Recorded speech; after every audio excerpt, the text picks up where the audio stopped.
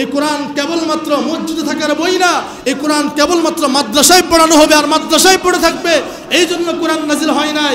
এই কোরআন সর্বযুগের জন্য, সর্বকালের জন্য, সর্বসময়ের জন্য সবচেয়ে বেশি আধুনিক, সবচেয়ে বেশি লেটেস্ট, সবচেয়ে বেশি উন্নত। এই কোরআনকে যারা মানবে ওদের শান্তি দুনিয়াতে আখিরাতে বহমান থাকবে। এজন্য আসুন আমরা কোরআনকে আঁকড়ে ধরি, আমরা নিজেরা কোরআন পড়ি, আমাদের সন্তানদেরকে কোরআন পড়াই, পরিবারে কোরআন মানি, সমাজে কোরআন মানি, রাষ্ট্রে কোরআন মানি। আসুন আগামী সংসদে এই কোরআনকে আমরা নিয়ে যাই। যদি সংসদে কোরআন নিয়ে যেতে পারি, এই বাংলার জমিনে যদি কোরআন কায়েম হয়, আল্লাহর নামে কসম করে বলতে পারি এই বাংলার জমিনে দুর্নীতি থাকবে না, রাহাজানি থাকবে না, এরপরে হাজানি থাকবে না, মারামারি থাকবে না, ভাই ভাইয়ের সম্পদ আত্মসাৎ করবে না, ভাই বোনের সম্পদ আত্মসাৎ করবে না, মার সম্পদ সন্তান গ্রাস করবে না, বাবার সম্পদ সন্তান গ্রাস করবে না। পৃথিবীর কোনো বৃদ্ধ মা বাবা বৃদ্ধাশ্রমে থাকতে হবে না। কেননা আল্লাহর কোরআন শিক্ষা দিয়েছে মা বাবার খেদমত করা ফরজ। যদি এই কোরআন সংসদে যায়, প্রত্যেকটা সন্তানের উপর বাধ্যবাধকতা চলে আসবে। তুমি তোমার বোনের হক ফিরিয়ে দাও, তুমি তোমার ভাইয়ের হক ফিরিয়ে দাও, তুমি তোমার মায়ের সেবা করে যাও, মৃত্যু পর্যন্ত তুমি তোমার বাবার সেবা করে যাও। অতএব আসুন, যদি শান্তি পেতে চাই, শান্তির নীড়ে বসবাস করতে চাই, এই কোরআনকে আগামী সংসদে নিয়ে যেতে চাই। কারা কারা রাজি আছেন? দুটো হাত আমার আল্লাহকে দেখান। নারায়ে তাকবীর, নারায়ে তাকবীর। আল্লাহ সবাইকে কবুল করুন। এদের 1000 বছর আগের কোরআন দিয়ে আজকের রাষ্ট্র চলতে পারে না। অনেকে বলে থাকে এদের 1000 বছর আগের কোরআন দিয়ে ব্যক্তি সংশোধন সম্ভব না। আজকে আমি আমার অল্প সময়ে যতটুকু সম্ভব চ্যালেঞ্জ ছুড়ে দিয়ে বলবো, যদিও কোরআন 1000 বছর আগে নাজিল হয়েছে, অতীতে, বর্তমানে, ভবিষ্যতে ইলা ইয়াউমিল কিয়ামা কোরআন যতটা আপডেট, যতটা আধুনিক ভার্সন, যতটা লেটেস্ট আর ফেটেস্ট, কোরআনকে ঢিঙ্গিয়ে পৃথিবীর কোনো বই, কোনো বিজ্ঞান আজ অতিক্রম করতে পারবে না। জোরে বলেন ঠিক কিনা? মোহতারাম হাজিরিন, আসুন, পৃথিবীতে হাজারো রকম বই আছে। এক এক লেখক এক একভাবে বই লেখে, এক এক দার্শনিক এক একভাবে চিন্তা চেতনা নিয়ে বইকে আবিষ্কার করে। বলেন তো, এই কোরআন যিনি নাজিল করেছেন তিনি কে? জোরে বলেন, তিনি কে? তাহলে বোঝা গেল এই যে কথাগুলো, শব্দ চয়নগুলো, আয়াতগুলো, বাণীগুলো, ঐশী বাণীগুলো, এগুলো কার? জোরে বলেন কার? আল্লাহর সাথে টক্কর দিয়ে পৃথিবীতে কেউ কিছু করতে পারছে?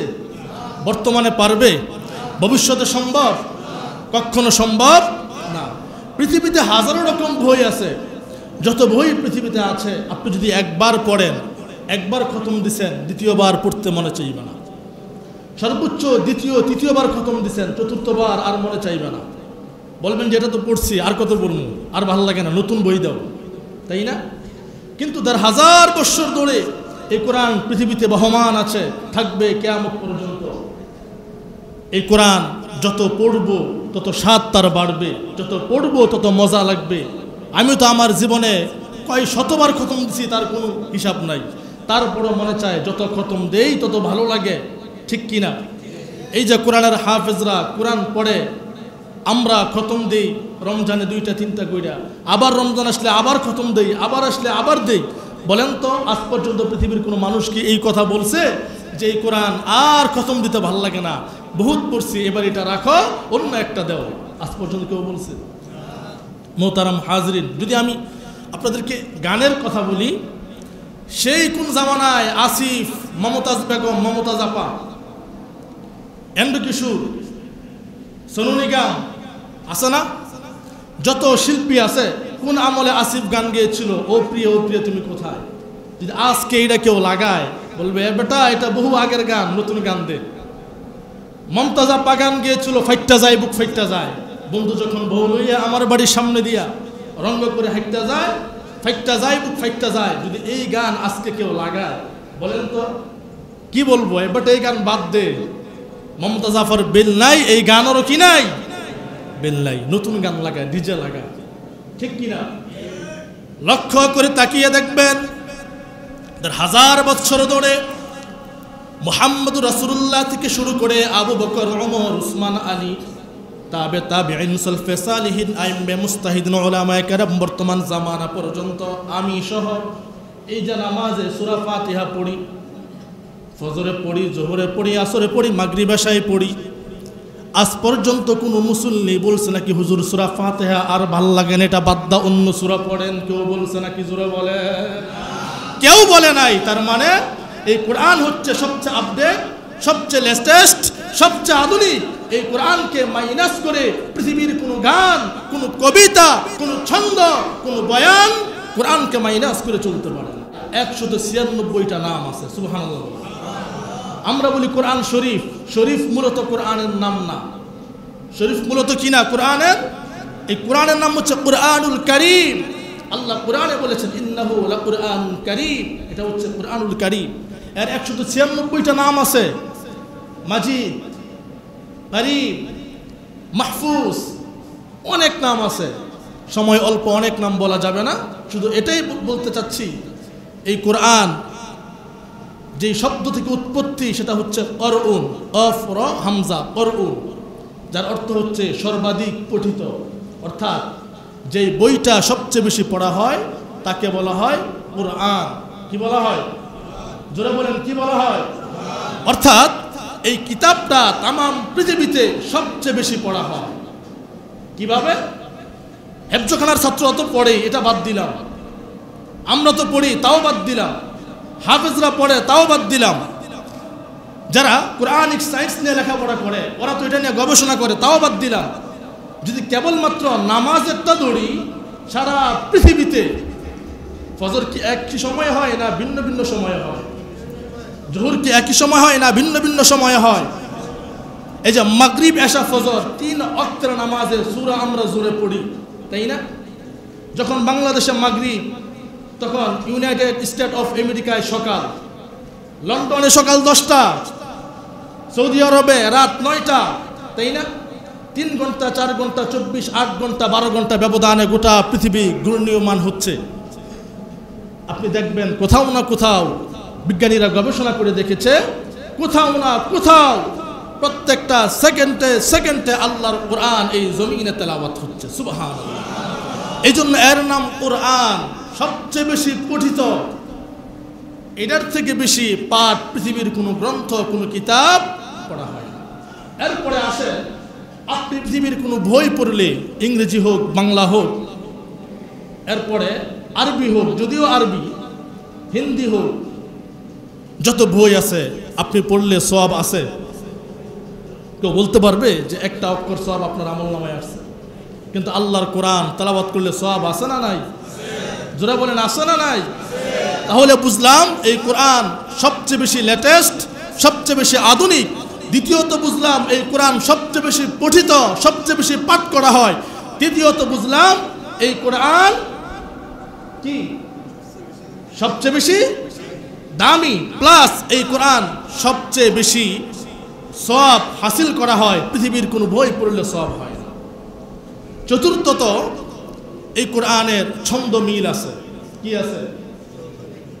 আপনি যদি কোরআনের সবচেয়ে ছোট্ট সূরা তেলাওয়াত করেন তো আপনি দেখবেন ইন্না আ'তাইনাকাল কাউসার ফাসাল্লি লিরাব্বিকা ওয়ানহার ইন্না শানিআকা হুয়াল আবতার। প্রত্যেকটা আয়াতের শেষে র সাকিন আছে না নাই? এবার আপনি সূরা ইখলাসে জানতো কুল হুয়াল্লাহু আল্লাহু লাম ইয়ালিদ ওয়া লাম ইয়াকুল লাহু, সব শেষ দাল সাকিন আছে না নাই? এবার আপনি সূরা ফালাকে যান, কুল আউযু বিরাব্বিল মিন শাররি মা খালাক ওয়া মিন শাররি গাসিকিন ওয়া মিন শাররি নাফাসাতি ওয়া মিন শাররি হাসিদিন, আছে না নাই? এরপর সূরা নাসে যান, কুল আউযু বিরাব্বিল মালিকিন ইলাহিন মিন শাররিল আল্লাযী ইউওয়াসবিসু ফি সুদুরিন, শেষে সিন সাকিন আছে না? এবার আপনি সূরা আর রহমানে যান, আর রহমান আল্লামাল কুরআন খালাকাল ইনসান আল্লামাহুল বায়ান। কি সুন্দর চমৎকার ছন্দ মিল। সূরা রহমানে আল্লাহ তাআলা নুন সাকিন দিয়া এই সূরাটাকে সাজাইছেন, সুবহানাল্লাহ বলেন। এবার আপনি যদি সূরাতুশ শামসে যান তো দেখবেন আল্লাহ বলেছেন ওয়াশ শামসি ওয়া দুহাহা والقمر إذا تلاها والنهار إذا جلاها والليل إذا يغشاها والسماء وما بناها والأرض وما طحاها ونفس وما سواها فألهمها فجورها وتقواها قد أفلح من زكاها وقد خاب من دساها كذبت ثمود بطغواها إذ انبعث أشقاها فقال لهم رسول الله ناقة الله وسقياها فكذبوه فعقروها فدمدم عليهم ربهم بذنبهم فسواها ولا يخاف عقباها চিৎকার দিয়ে বলেন আল্লাহু আকবার। এই যে আল্লাহ মাত্র হাদিয়া সাজাইছেন, পৃথিবীর কোন দার্শনিক, কোন কবি, কোন লেখক প্রত্যেকটা লাইনে একই অক্ষর দিয়া সাজিয়েছে। বিজ্ঞান চ্যালেঞ্জ করে পৃথিবীর কোন দার্শনিক, কোন কবি কবিতার ছন্দে, কবিতার আকারে কোন লাইন একই অক্ষর দিয়ে সাজাতে পারে নাই, যা আল্লাহর কোরআন চ্যালেঞ্জ হিসাবে পৃথিবীর মানুষকে দেখিয়ে দিয়েছে। সেই তথ্যই কোরআনে আছে। বর্তমানে কি হচ্ছে তাও এই কোরআনে আছে, ভবিষ্যতে কি হবে তাও এই কোরআনে আছে, কিয়ামত যখন সংগঠিত হবে তখন কি হবে, অবস্থা কি হবে তাও এই কোরআনে আছে না নাই? আমাদের সমাজের কিছু মানুষ যারা মনে করে এই কোরআন শুধু জারফুকের কিতাব, এই কোরআন শুধু তাবিজের কিতাব, এই কোরআন মসজিদে থাকবে, মাদ্রাসায় থাকবে, এই কোরআন ঘরে পড়ে থাকবে, এই কোরআন আমাদের জন্য দরকার নাই। বিজ্ঞান মনস্ক অনেক মানুষ মনে করে 1000 বছর আগের কোরআন দিয়ে বর্তমান পৃথিবীতে চলা সম্ভব না। জোরে বলেন নাউজুবিল্লাহ। মুহতারাম হাজিরিন, এই কোরআনে যে সমস্ত বিজ্ঞানীরা বলে, এক ধরনের সেকুলার নাস্তিক যারা বলে 1000 বছর আগের কোরআন দিয়ে বর্তমান সমাজে চলা সম্ভব না, আমি আপনাদের কাছে প্রশ্ন রাখতে চাই, বলেন তো গোটা কোরআনুল কারীমে সূরা আছে কতটি? 114টি। সেজদা আছে কতটি? 14টি। কতটি হাফেজ সাবরা? 14টি। গোটা কোরআনুল কারীমে আয়াত আছে কতটি? 6663টি। এটা নিয়ে মতভেদ আছে। মতভেদ হলো, কেউ বলে গোটা কোরআনুল কারীমে আয়াত হচ্ছে, আমরা বলি 6663টি, আর কেউ বলে যেটা প্রসিদ্ধ মত, বর্তমানে যে মতের উপর সবাই অটল ইস্তেকামাত করতেছে, সেটা হলো অনেকেই বলে এই কোরআনে আয়াত আছে 6336টি। কতটি? 6336টি। হিসাব করলে এটাই পাওয়া যায়। কথা বুঝতে পেরেছেন? যদি আমরা ধরে নেই 6666টি, এই যে কোরআনে এতগুলো আয়াত আল্লাহ তাআলা নাজিল করেছেন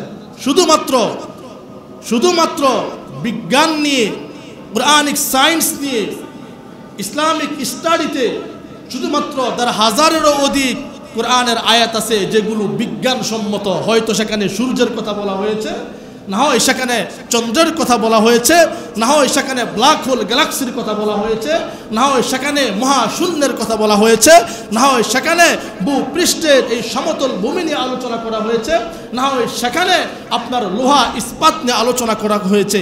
এরকম 1000-এরও অধিক বিজ্ঞানসম্মত আয়াত আল্লাহ তাআলা কোরআনে নাজিল করেছেন। জোরে বলেন সুবহানাল্লাহ।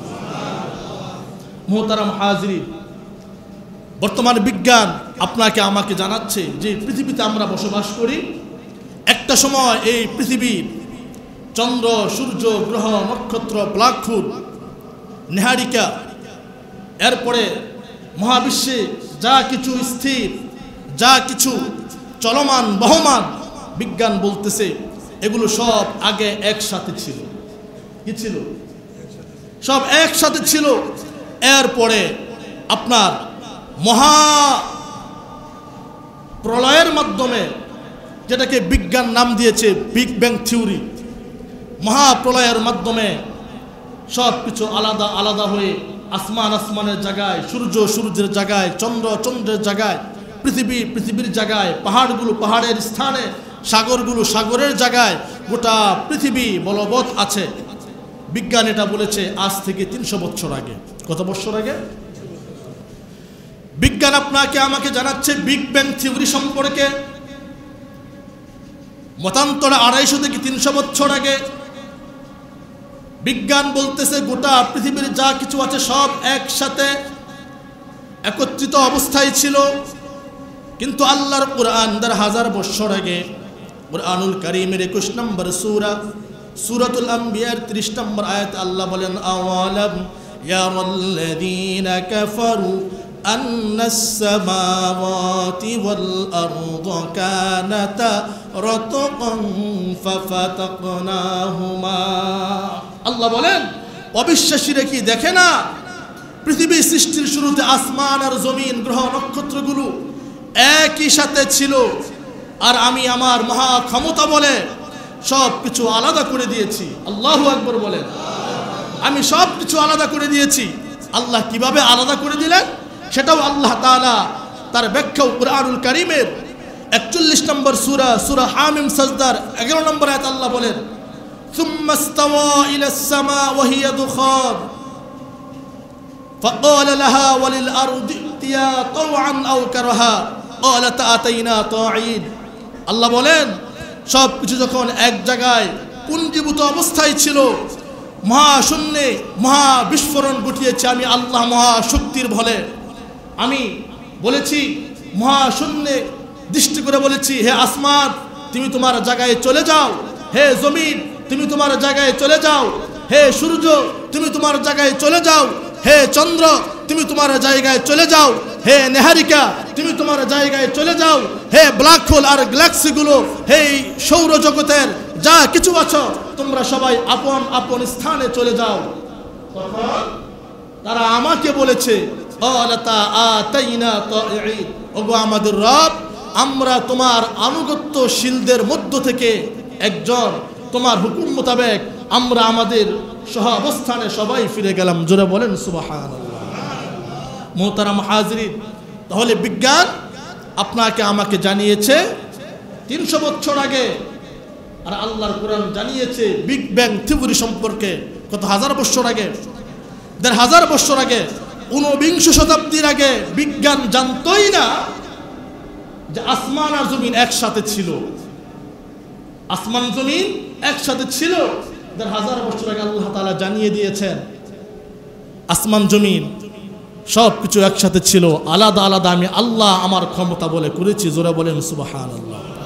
তাহলে আমরা এর দ্বারা কি বুঝলাম? বিজ্ঞান আগে না কোরআন আগে? জোরে বলেন, বিজ্ঞান আগে না কোরআন আগে?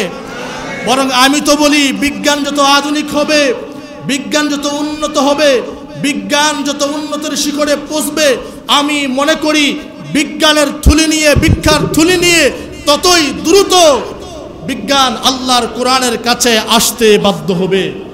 জোরে বলেন কথা ঠিক কিনা? বিজ্ঞান যত আধুনিক হবে ততই আল্লাহর কোরআনের কাছে মাথা নত করতে বাধ্য হবে। মুহতারাম হাজরিন, 1979-এ 1979 সনে সৌদি আরবের রাজধানী রিয়াদে একটা কনফারেন্স হয়েছিল। সেই কনফারেন্সে উপস্থিত ছিলেন Francis doll, United state of আমেরিকার যিনি তৎকালীন যুগে সবচেয়ে বড় বিজ্ঞানী ছিলেন। সৌদি আরবের রাজধানী রিয়াদে উপস্থিত হলেন।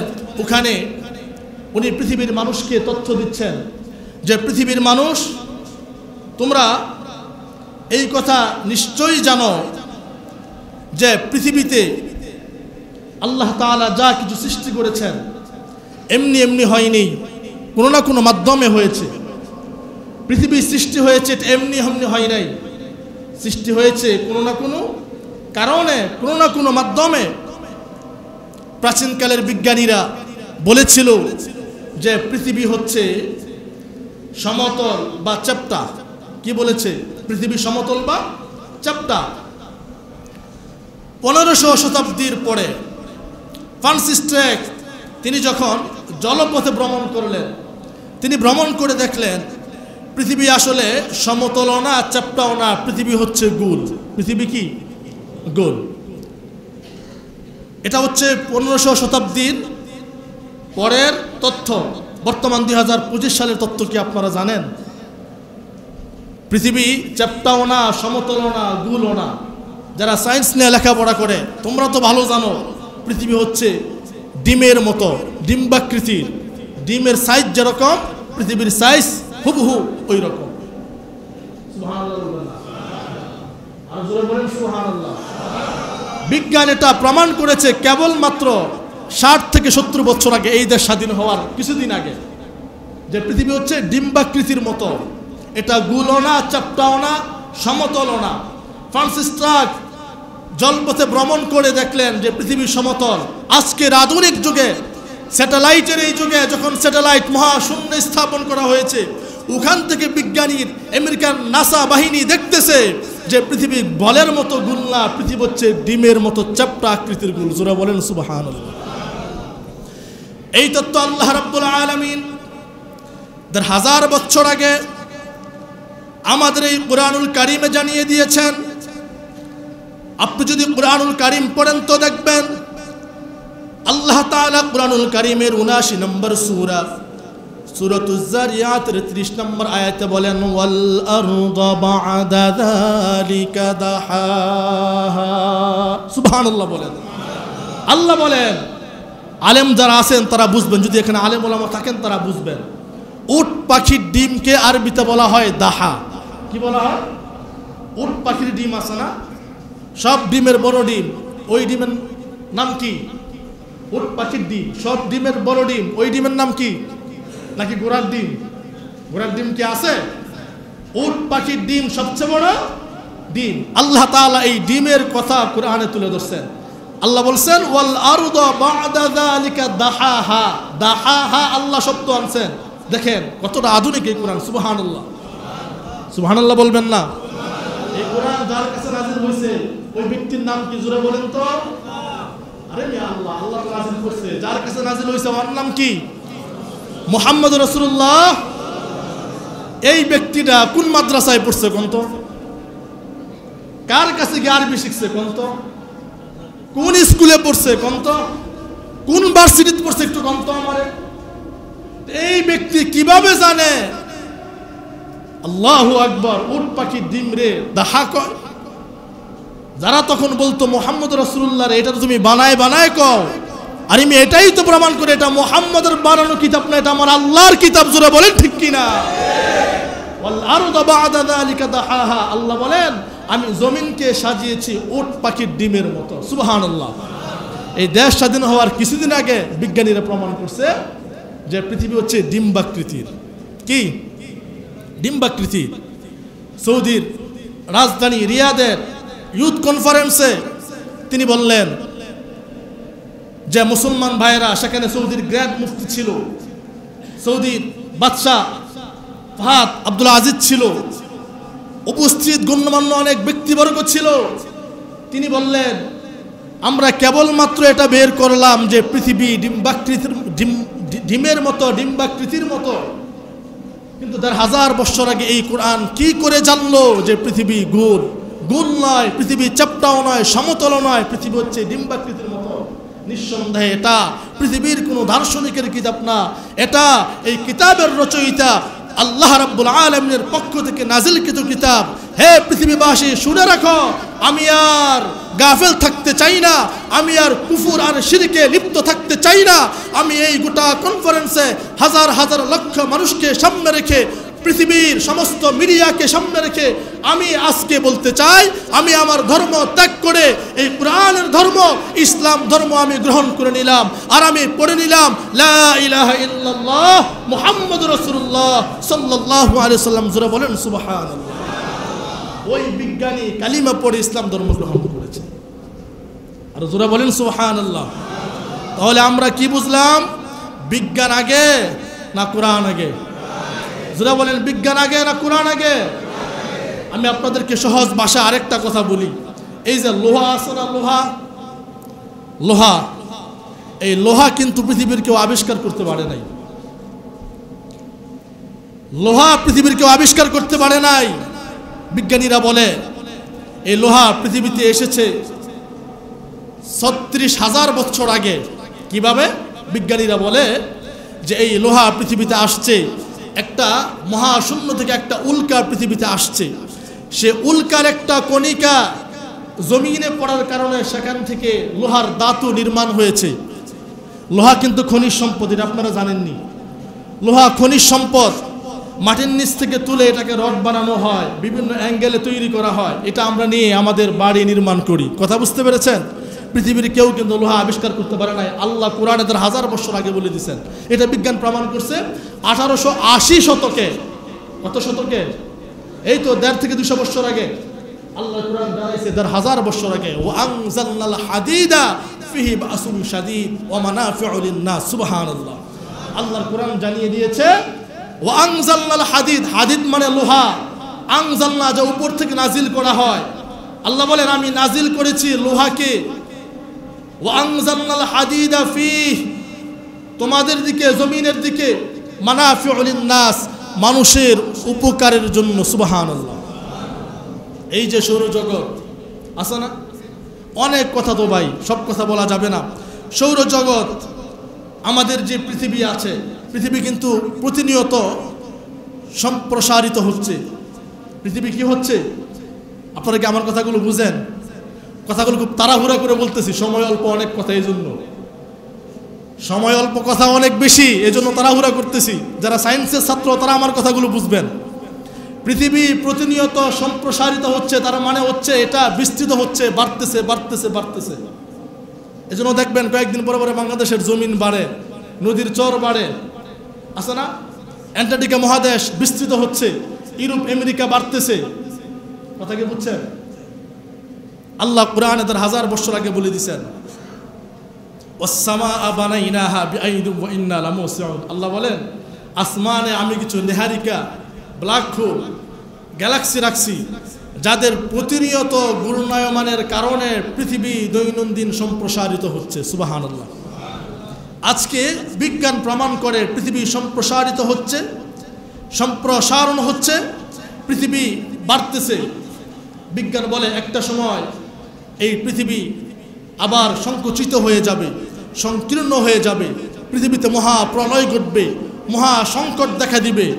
আল্লাহর কোরআন 1000 বছর আগে আপনাকে আমাকে জানিয়ে দিচ্ছেন ইয়াউমা নাতুবিস সামাআ কাতাইয়িস সিজিল্লি লিল কুতুবি কামা বাদাআনা আউওয়ালা খালকিন নুঈদু ওয়া'আদান আলাইনা ইন্না কুন্না ফাঈলিন।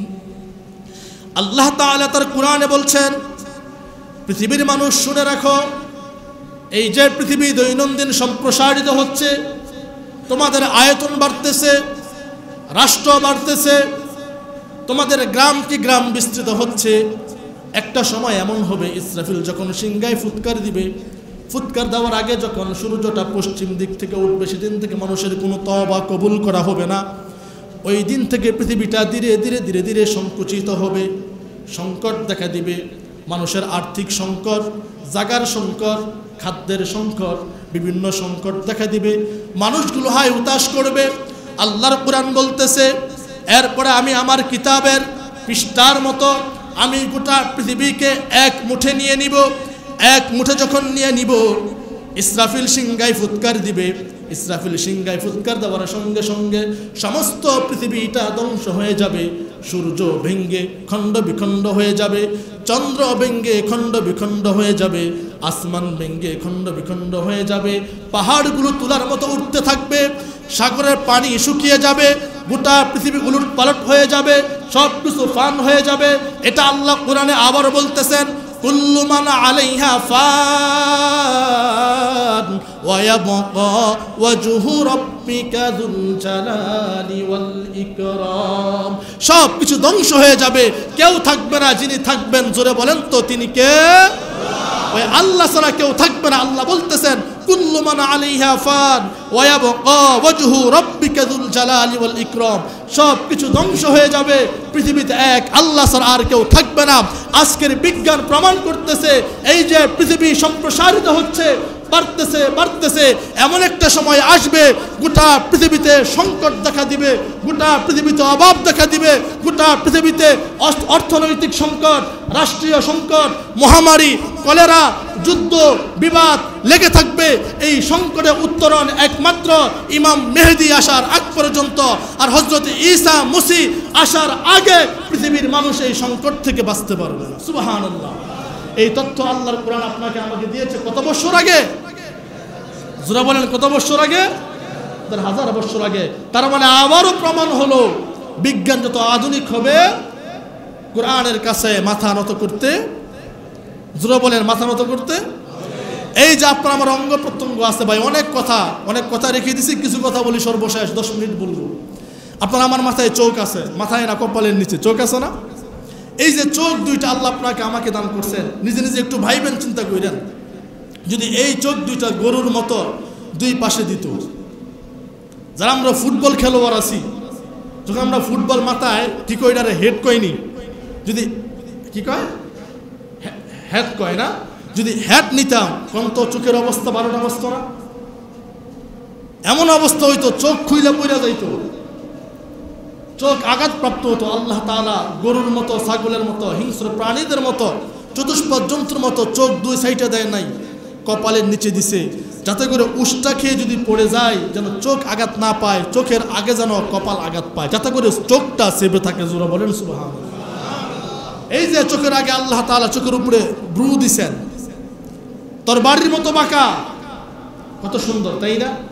অনেকের চোখ আছে হরিণের মতো টানা টানা। আমার মা বোন অনেকে আছেন চোখ ব্রু ফ্লাগ করেন, এই ব্রু ফ্লাগ করা সম্পূর্ণরূপে হারাম। যাদের বোনেরা, যাদের বিবিরা, মায়েরা এখানে তো আপনারা আছেন, হয়তো আপনার বোন আমার বোন, নয় আপনার বউ, না হয় আমার বউ ব্রু ফ্লাগ করে কিনা? এই ব্রু ফ্লাগ করতে দিবেন না, এটা সম্পূর্ণরূপে হারাম। এটাকে আল্লাহর সৃষ্টিকে বিকৃত করা হয়, আর আল্লাহর সৃষ্টি যারা বিকৃত করে কিয়ামতের ময়দানে আল্লাহ তাদের সাথে যুদ্ধ ঘোষণা করবেন। এবার বলেন, আল্লাহ যার সাথে যুদ্ধ ঘোষণা করে সে কি আদৌ জান্নাত পাওয়ার সম্ভাবনা আছে? যারা বলেন আছে। তাহলে ব্রু ফ্লাগ কেন আপনারা করতে যান বলেন তো আমারে? এটা নিয়ে বিস্তার আলোচনা আছে, সেদিকে আমি যাব না।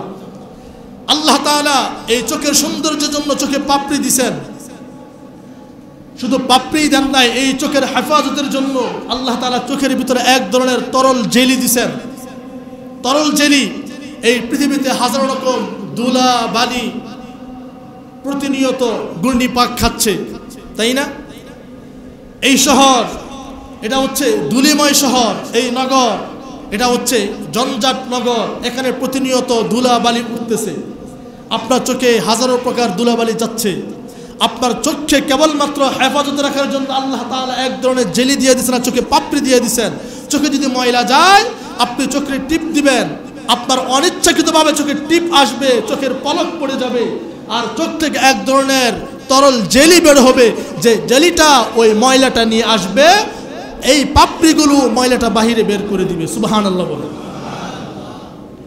এই যে আমার সামনে ক্যামেরা আছে, আমি ওনাকে জিজ্ঞেস করছি, বয়ান আমি দিমু তো, জিজ্ঞেস করছি ভাই আপনার ক্যামেরা কত হাজার মেগাপিক্সেল? তো উনি বলছে আমার যে ক্যামেরা এটা হচ্ছে 26,000 মেগাপিক্সেল।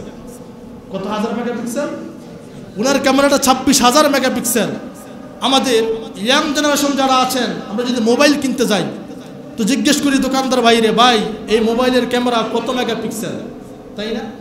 আমার একটা মোবাইল আছে ছোটোখাটো, এটা হয়তো 5 থেকে 8, সামনেরটা বোধ হয় 5, পিছেরটা বোধ হয় 8 মেগাপিক্সেল ক্যামেরা। এটা হচ্ছে ধরন। আমরা মনে করি যে ক্যামেরার মেগাপিক্সেল যত উন্নত তার ফটোশুট তত ভালো, ঠিক না? বর্তমান পৃথিবীতে আমাদের বাংলাদেশে সর্বোচ্চ 220 মেগাপিক্সেলের মোবাইল ক্যামেরা আছে। আমি ডিএসএলআর ক্যামেরার কথা বলতেছি না, মোবাইলের কথা বলতেছি। সর্বোচ্চ 220। আশ্চর্য ব্যাপার হলো, আপনি অবাক হবেন, আপনার দুইটা চোখের ভিতরে আল্লাহ তাআলা কত মেগাপিক্সেল ক্যামেরা দিছে আপনি জানেন? বলবো? শুধুমাত্র আপনার আমার চোখে আল্লাহ তাআলা 576 মেগাপিক্সেল ক্যামেরা দান করছেন। জোরে বলেন সুবহানাল্লাহ। যা পৃথিবীর মোবাইলে আজও আবিষ্কার করা সম্ভব। এরপরে আপনার আমার জিহ্বা আছে, আছে না? জিহ্বা আল্লাহ কোরআনে বলছেন, আলাম নাজআল লাহু আইনাইন, ওয়া লিসানান ওয়া শাফাতাইন, আমি কি তোমাকে দুইটা চক্ষু দান করি নাই? আমি কি তোমাকে দুইটা ঠোঁট দান করি নাই? আমি কি তোমাকে দুইটা ঠোঁটের মাঝখানে একটা জিহ্বা দান করি নাই? কি আল্লাহ দেয় নাই? আল্লাহ দিছে তো। আচ্ছা, আমার ঠোঁট, আমার মুখ, আমার জিহ্বা একটা, আমার ঠোঁট দুইটা, আমার চোয়াল দুইটা, আমার দাঁত 32টা, আপনাদের কি ভিন্ন না একই? ভারতে যারা বসবাস করে তাদের, সৌদি আরবে, কানাডায়, লন্ডনে, আমেরিকায়, অর্থাৎ সারা পৃথিবীর মানুষের ঠোঁট দুইটা, জিহ্বা একটা, দাঁত 32টা, চোয়াল দুইটা, আলাহ জিহ্বা একটা, কণ্ঠনালী একটা, খাদ্যনালী কয়টা? একটা। আচ্ছা বলেন, কথা বলার যত যন্ত্রপাতি আছে সব একটা একটা করে, কিন্তু কথা বলার ভাষা কিন্তু ভিন্ন ভিন্ন রকম। সুবহানাল্লাহ কি বলতেন না আপনারা? না ভাই যে কইবেন, আমরা বাঙালিরা বাংলায় কথা বলি, ভারতের মানুষ ওদেরও জিহ্বা একটা, ওদেরও চোয়াল দুইটা, ওদেরও আলা জিহ্বা একটা, ওদেরও খাদ্যনালী একটা, ওরা কিন্তু হিন্দিতে কথা বলে। আমেরিকার মানুষগুলো ওরাও আমাদের মতো নাক কান গলা বিশিষ্ট মানুষ, ওদের ভাষা কিন্তু ইংরেজি। সৌদি আরবের মানুষ, মধ্যপ্রাচ্যে যারা বসবাস করে, ওরা আমাদের মতো নাক কান গলা বিশিষ্ট মানুষ, জিহ্বা বিশিষ্ট মানুষ, ওদের ভাষা কিন্তু আরবি। কোনোদিন ভাবছেননি এই ভাষা কে দিছে? যারা বলেন কে দিছেন? আল্লাহ বলছেন এই ভাষা আমি তোমাদেরকে দান করছি। তাকাই দেখো, সবার যন্ত্রপাতি এক, ভাষা হচ্ছে ভিন্ন ভিন্ন রকম। শুধুমাত্র আমাদের বাংলাদেশে নোয়াখাইল্লার এক ভাষায় কথা কয়, চট্টগ্রাম, ফোয়া আর ফুরিরা আরেক ভাষায় কথা কয়, এরপরে বরিশাল্লা, মনা আর মনুরা আরেক ভাষায় কথা কয়, এরপরে আমগো ঢাকা বিভাগে যারা আছে আমরা আরেক ভাষায় কথা কই, ঠিক কিনা? এই যে ভাষা এত ছন্দমিল ভিন্ন ভিন্ন রকমের, কে দান করছেন? যন্ত্রপাতি কিন্তু একই, ব্যবহার ভিন্ন ভিন্ন রকম। মুহতারাম হাজরিন, এই যে জিহ্বা, আপনি একসাথে আজকে বাসায় গিয়ে ইফতারির পরে আপনি আপনার জিহ্বার এক পাশে একটা ছোলা বুট নিবেন, এক পাশে একটা আলু নিবেন, এক পাশে মুরগির মাংস নিবেন, এক মাসে ইলিশ মাছের এক টুকরা মাংস নিবেন, এক পাশে গরুর গোশত নিবেন, নিয়ে আপনি চাপ দিয়ে ধরে রাখবেন জিহ্বাটারে। যেই পাশে বুট রাখছেন, বুট বলবে বুটের স্বাদ এই রকম। যেই পাশে মুরগির মাংস রাখছেন, মুরগির মাংস বলবে আমি কিন্তু এই রকম। যেই পাশে গরু রাখছেন, গরু বলবে আমার স্বাদ কিন্তু এই রকম। যেই পাশে আলু রাখছেন, আলু বলবে আমার স্বাদ কিন্তু এই রকম। যেই পাশে আপনি ওই যে ডাউল রাখবেন, ডাউলের দানা রাখবেন, ওই ডাউলের দানা বলবে আমার স্বাদ এই রকম। যেই পাশে আপনি পোলা চাউলের দানা রাখবেন, সেই পোলা চাউলের দানা বলবে আমার স্বাদ এই রকম। যেই পাশে ইলিশের মাছের মাংস রাখবেন, ওই পাশটা বলবে আমার স্বাদ এই রকম। আপনি অবাক হবেন, আশ্চর্য হবেন। আল্লাহ তাআলা এই জিহ্বার ভিতরে 3000 রকমের স্বাদ দিয়ে দিছেন। কত হাজার স্বাদ দিছেন? এই জিহ্বার ভিতরে কয় হাজার স্বাদ আছে? 3000 স্বাদ। এই জন্য দেখবেন একই জিহ্বা স্বাদ ভিন্ন রকম। রুই মাছের এক স্বাদ, বোয়াল মাছের এক স্বাদ, পাবদা মাছের এক স্বাদ, কই মাছের এক স্বাদ, পাঙ্গাস মাছের আরেক স্বাদ, ইলিশ মাছের আরেক স্বাদ, লাল শাকের এক স্বাদ, ভুট্টা শাকের আরেক স্বাদ আছে না, পুঁই শাকের আরেক স্বাদ। বিভিন্ন রকম খাবারের বিভিন্ন রকম স্বাদ। কেবলমাত্র ইলিশ যেটা চাঁদপুরের ইলিশ, এই ইলিশের মাথায় এক স্বাদ, লেজে আরেক স্বাদ, পেটে এক স্বাদ, পিঠে আরেক স্বাদ। জোরে বলেন ঠিক কিনা? জিহ্বা কয়টা? জিহ্বা কয়টা? স্বাদ কত হাজার? 3000। কত হাজার স্বাদ? বিজ্ঞান বলতেছে, আজকে প্রমাণ হয়েছে, বিজ্ঞান বলে মানুষের জিহ্বায় আল্লাহ তাআলা 3000 রকমের স্বাদ দান করছে। আর আল্লাহ 1000 বছর আগে কোরআনে বলে দিয়েছে, আলাম নাজআল লাহু আইনাইন ওয়া লিসানান ওয়া শাফাতাইন। সুবহানাল্লাহ। এই কথাগুলো সবচেয়ে ভালো হয়তো কোনো কনফারেন্সে বললে, এগুলো বয়ান করে বলা যায় না, এগুলো ঠান্ডা মাথায় রিল্যাক্সে বলতে হয়। কথা কি বুঝছেন? এরপরে আমরা মায়ের পেটে ছিলাম। আচ্ছা আসেন, কান, এই যে কান, কান আছে না? প্রত্যেকটা মানুষের কানে আল্লাহ তাআলা 1 লক্ষ শ্রবণ কোষ দান করছেন। কত লক্ষ? 1 লক্ষ শ্রবণ কোষ দান করছেন। এই জন্য দেখবেন মানুষ যখন ঘুমায়, অনেকে জানবেন অনেকে জানবেন না, মানুষ যখন ঘুমায় হাত আছে, পা আছে, নাক আছে, কান আছে, চোখ আছে। আমরা মনে করি সবার আগে চোখ ঘুমায়। না, সবার আগে চোখ ঘুমায় না, সবার আগে কান ঘুমায়। কি ঘুমায়? এই জন্য দেখবেন আপনি ঘুমাইতেছেন, আপনার পাশে আগুন লেগে মানুষ চিল্লাচিল্লি করতেছে, আপনার খবর না, আপনি নাক টেনে ঘুমাচ্ছেন, আপনার খবর না। মানুষ পানি দিতেছে, আগুন নিবাইতেছে, আপনার খবর নাই। কেন?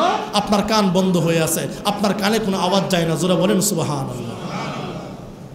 কান বন্ধ হয়ে যায়।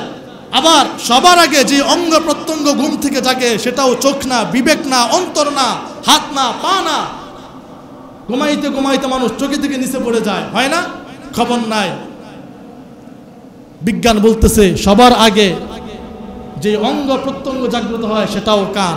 এজন্য দেখবেন ঘুমাচ্ছেন, প্রচুর ঘুম, স্বপ্ন দেখতেছেন, চিটাগাং, বরিশাল সব সফর করতেছেন, প্লেনে উঠতেছেন, হঠাৎ দেখেন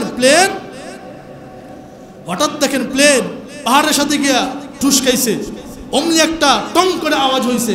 কিরে কি? ঘুম থেকে লাফ দিয়ে উঠছেন, তাকাই দেখেন বিড়াল রান্নাঘর থেকে বাতের পাতিলা ফালাই দিয়েছে। আপনি মনে করছেন প্লেন বাড়ি খাইছে পাহাড়ের সাথে, অথচ বিলাই কি করছে? বাতের পাতিলা বা মাছের পাতিলা ফালাই দিছে। এই যে আওয়াজ হয়েছে, এই আওয়াজ আপনার কানে বাড়ি খেয়েছে, আপনি লাফ দিয়ে উঠছেন। বিজ্ঞান প্রমাণ করে, আজকের আধুনিক বিজ্ঞান প্রমাণ করে সবার আগে ঘুমায়ও কান, সবার আগে জাগ্রত হয়ও কান। সর্বশেষ কথা হলো, আমরা যে মায়ের পেটে ছিলাম না?